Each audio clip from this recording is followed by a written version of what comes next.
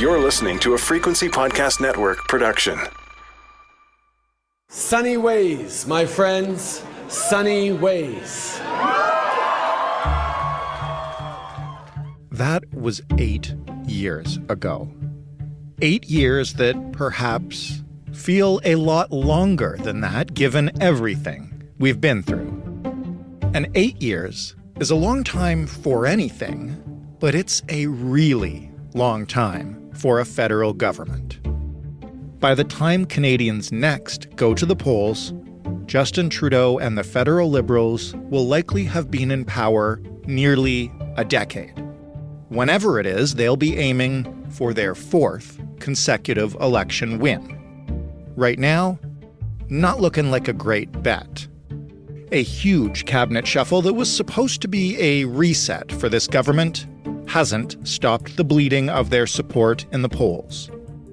After spending the years since the 2021 election pretty much neck and neck, the past couple of months have seen the Conservative Party open up leads that some polls have pegged close to double digits. The next election, of course, likely is still a long ways away. And the Liberals do have some built-in advantages that aren't typically captured by horse race polls. So a collapse in that next election is not a certainty. If you pay attention to Canadian political history, however, you begin to get a sense of just what the government is up against here, and the kind of precedent a comeback at this point would set. So, to put it simply, are the Liberals done or not?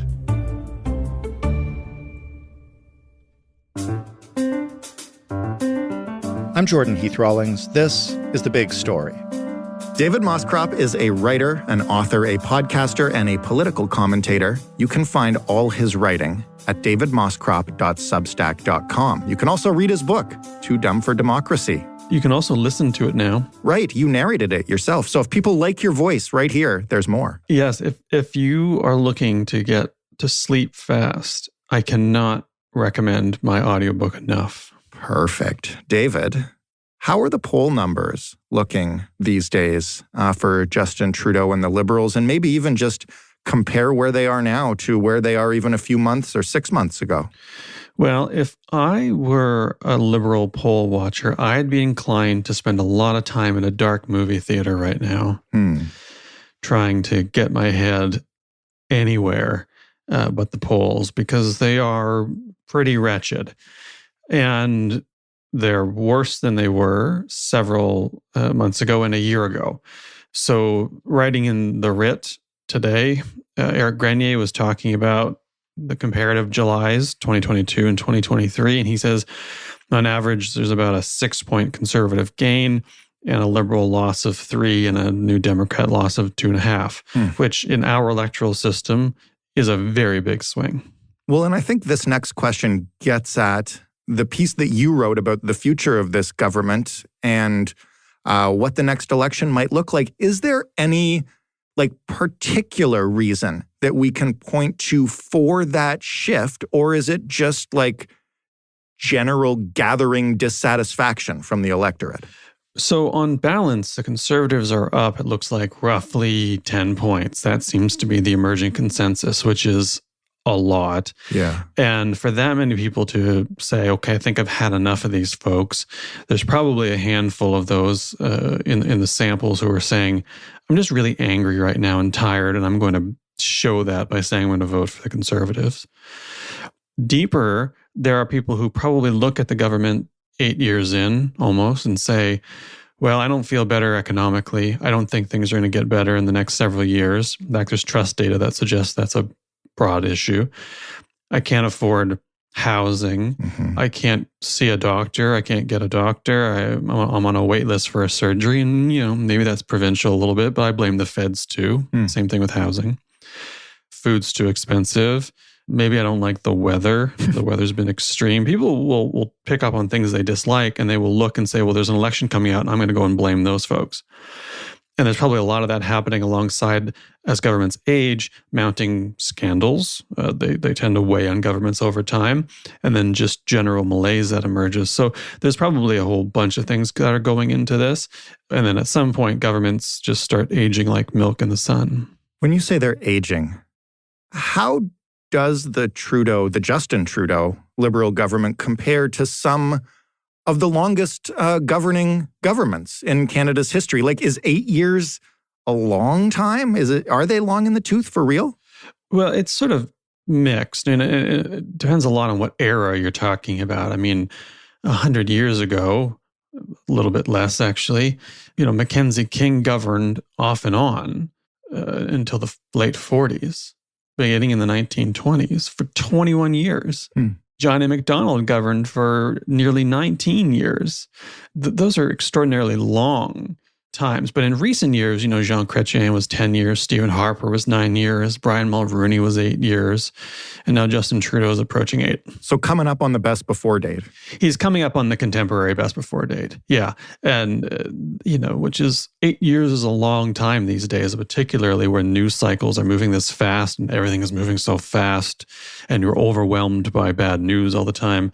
8 years adds up pretty quick. In terms of elections themselves, you look back 8 years ago, and this was a pretty big mandate given to that government. Their more recent election wins have been a lot smaller. What does that tell us about how difficult the next election could be for this government? Like, is this following a traditional pattern? How unprecedented is, the fourth election? Well, in the modern era, it is unprecedented, full stop. I mean, John A. Macdonald did it. And then right after that, Wilfrid Laurier did that as well.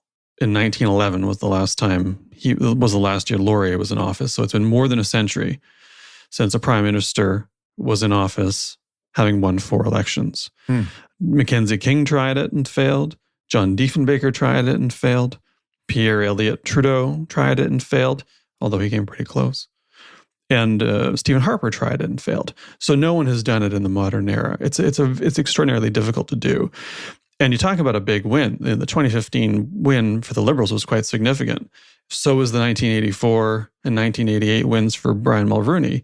By 1993, this isn't the exact same, not even close, but by 1993, his party was reduced to 2 seats. So people can love you one day and really dislike you the next. We're a fickle bunch. When we say you in that sentence, are we referring to the Prime Minister himself or to his government? And what I'm getting at is, how much of a difference might it make were Trudeau to hand the torch over to somebody else, Chrystia Freeland maybe? Would that increase the Liberals' chances enough to overcome the kind of deficits we're looking at now in the polls, but realizing obviously those could change? In short, I don't know. There isn't a ton of precedent to look to. I mean, you could argue the Chrétien-Martin handover was one example of that, although the circumstances were particular, and the sponsorship scandal had a lot to do with reducing the Liberals to a minority. So that's a bit of a historical asterisk period. And then other than that, the last time a prime minister left their party and left it in a position where the next person could do better was Lester Pearson, leaving for Pierre Elliott Trudeau slightly after 65 for the 68 election. So it's been a while.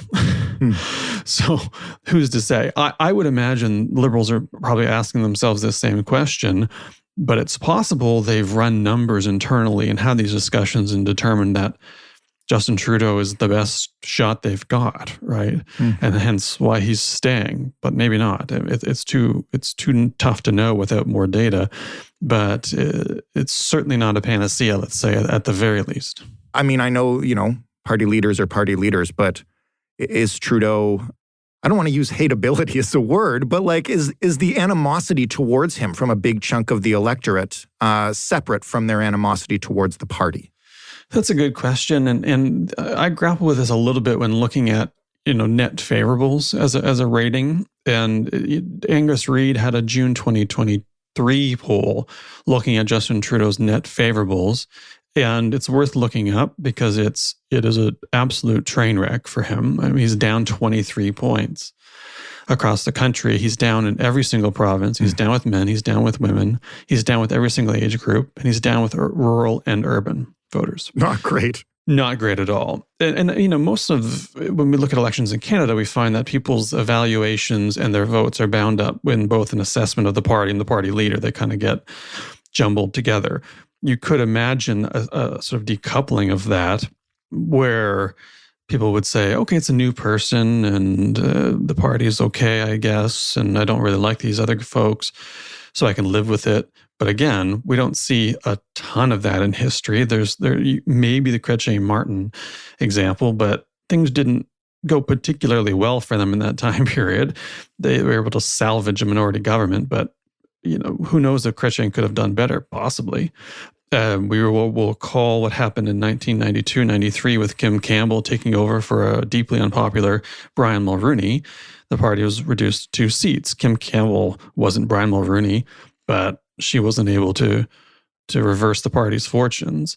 In fact, she had no shot, right? I mean, what are you going to do in that situation? And arguably, the Liberals could be in a similar position where you can't really bring someone in this late in the ball game as a closer or a relief. I don't know. What do you think? Is it a relief pitcher or a closer? I don't know what you'd call them in this case. I mean, right now, it's the guy you bring in when you're already down 12-0 and you just need to eat some innings. That's right. It's the patsy. And it would be a particularly bad look, perhaps, if they did that to Chrystia Freeland, given that Kim Campbell is the only woman to serve as prime minister and was essentially dealt that same hand. I mean, it would be an extraordinarily bad look. That said, I don't happen to think Chrystia Freeland is a particularly talented politician. She might be a remarkable mind, a capable governor, which is to say minister. But as a retail politician in this sort of scenario, I'm not so sure. It could indeed make things a lot worse, right? And so it might doubly work against them insofar as she may not be able to get the job done. But the other question is, who could, right? I mean, you look at the Liberal lot and say, who could step in at this point and do better?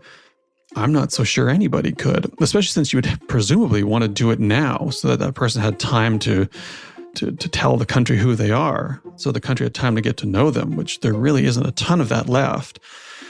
So it's generally just bad news across the board for them right now.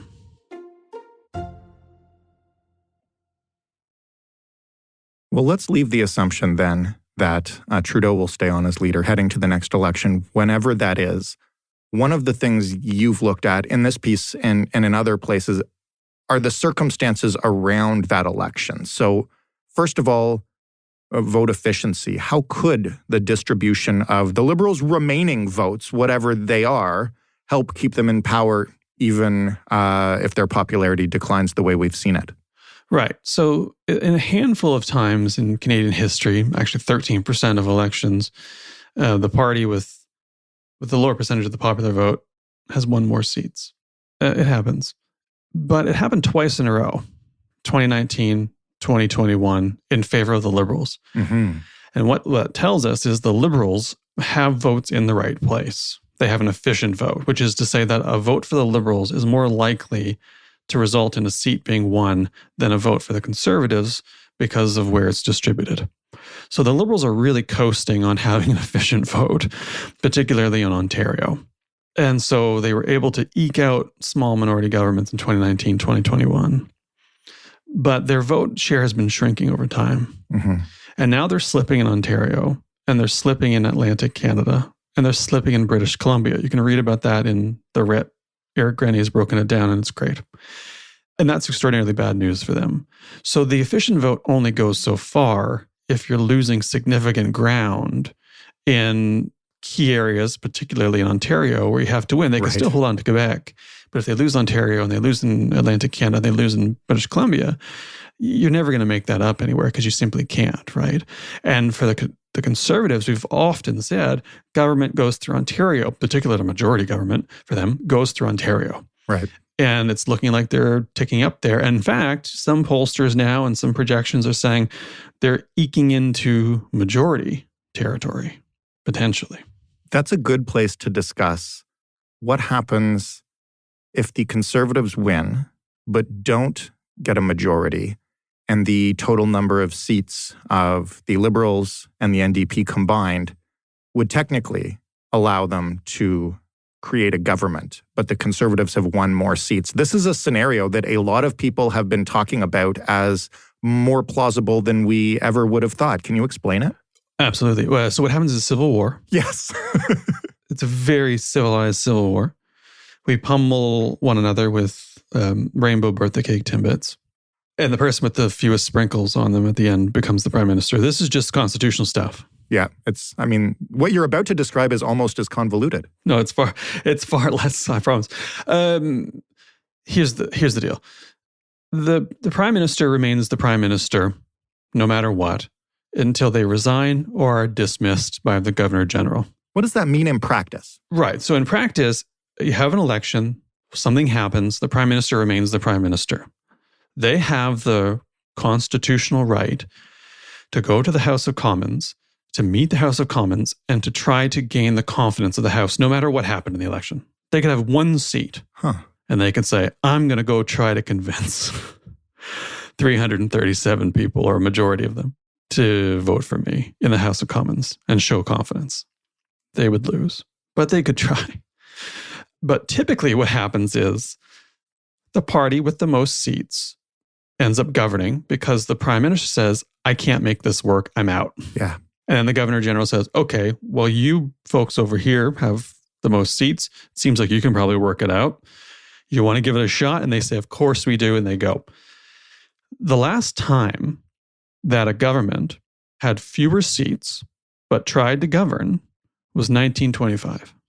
It did not go particularly well initially, although later they won the next election and they were back in power. This situation would then call for basically a renewal, I guess, of the supply and confidence motion that the Liberals and NDP have had going for the last little while. And so in this scenario, Justin Trudeau would stand up after the election and say, I would, in fact, like to try to form government, and the combined votes of the Liberal and NDP MPs would be enough to keep him in power. And then Pierre Poilievre would freak out, and so would the country. Is that about right?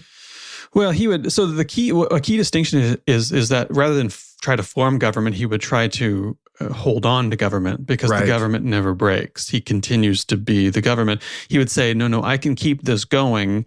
Let me continue to govern this ministry, what they call the Trudeau ministry. The governor general would say, okay, that's your right, go give it a shot. And if Trudeau could command the confidence of the House, as you mentioned, probably through an arrangement with the New Democrats, either a supply and confidence agreement like they have now, or in fact, a formal coalition where members of the New Democrats would enter the cabinet, which would make it a coalition government, but less likely that, then he could give that a shot. That said, history suggests what he would actually do is quit. And I think the most likely scenario, this is one of Paul Wells's old laws of Canadian politics, is that we tend towards the most boring outcome. Right. Even though all of us in the media get super worked up about the potentials because it's sort of interesting and exciting and certainly possible. The most likely outcome is Trudeau says, you won more seats, go give it a shot. And the Liberals then, in fact, support the Conservative government, which they did plenty of times in the Harper years. People have very short memories. Right. Go back to 2008, 2011. The Liberals, who were in omnishambles at the time, supported the Harper government all the time, either directly by voting for them or abstaining, right? They would probably do the same thing again. Given the lack of a Timbit civil war, then, my last question is about just where we are now, given the distance from the next election, assuming it's called at the end of this current period. What does history tell us in Canada is the likelihood of a government clamoring back from where the Liberals find themselves now, with polls, reaching down towards a double-digit deficit? Like, is this kind of result at this time usually a death knell, or, is a turnaround possible? Well, it's not a super common graph. If you look at 2019 and 2021, those polls are tight. Leading up to the election, they're tight for a long time. In fact, go and look at the kind of tracking all the way back to 2019. It's kind of a really tight race between the Liberals and the Conservatives all the way through now, where it's really starting to diverge. There's a little bit of divergence last year. There's increasing divergence. But now, if you look at that 10-point gap, that's an extraordinary gap. And I went back and looked at a lot of these divides for the last several elections. I couldn't really find an analogous one federally. It doesn't look good. The one I did find subnationally, which is something I lived through in British Columbia when I was living there, was 2013. Christy Clark, the BC Liberal leader at the time and premier, against the New Democrat leader, Adrian Dix. And the polls had the NDP way ahead of the BC Liberals for the better part of the year. And it looked like it was over.